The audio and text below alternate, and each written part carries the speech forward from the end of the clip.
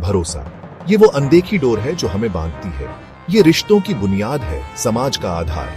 भरोसे के बिना हम भटक जाते हैं, अनिश्चितता के समुंदर में अकेले। भरोसा टूटना हमारी दुनिया को तोड़ सकता है, हमें कमजोर और डरा हुआ छोड़ सकता है। विश्वासघात गहरा घाव देता है, खासकर जब ये अपनों से मिले।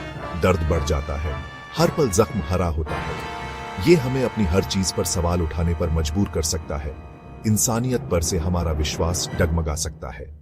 लेकिन सबसे बुरे वक्त में भी इंसानी रूह में जीतने की, मुश्किलों से ऊपर उठने की एक अदम्य इच्छा शक्ति होती है।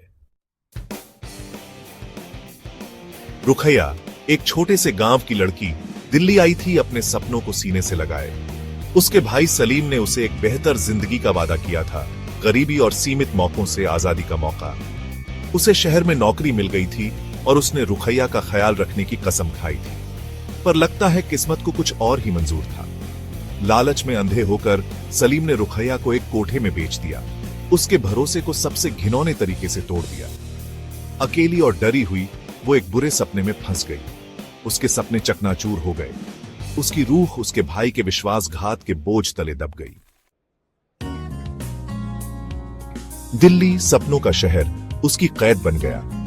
भीड़ भाड़ वाली गलियां, जो कभी उम्मीद की निशानी थीं, अब उसके डर की गूंज बन गई। वो किसी तरह कोठे से भाग निकली, लेकिन उसकी मुसीबतें अभी खत्म नहीं हुई थीं। बिना पैसे के, अकेली, वो भूल भुलैया जैसी गलियों में भटकती रही, पनाह ढूंढती रही। दिन रात में बदलते गए, वो पुलों के नीचे सोती, उसका पेट भूख से तड़पता।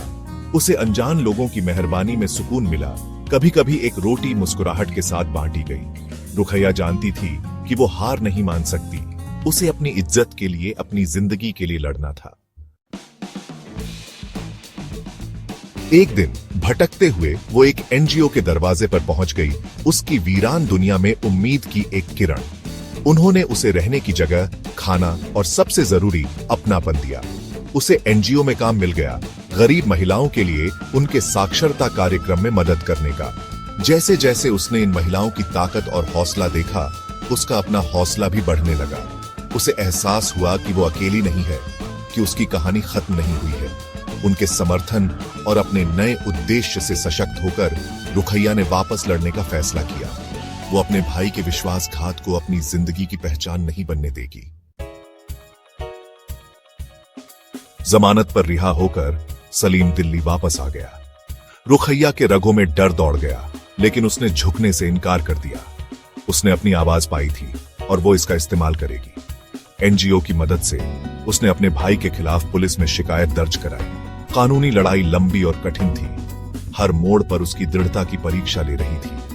लेकिन रुखैया डटी रही। उसकी आवाज अडिग रही जब उसने अपनी आपबीती सुनाई। आखिरकार इंसाफ की जीत हुई। सलीम को दोषी पाया गया और उसे जेल की सजा सुनाई गई। रुखैया की हिम्मत ने न सिर्फ उसे निजी तौर पर सुकून दिया, बल्कि ऐसी ही स्थिति में फंसी दूसरी महिलाओं के लिए भी रास्ता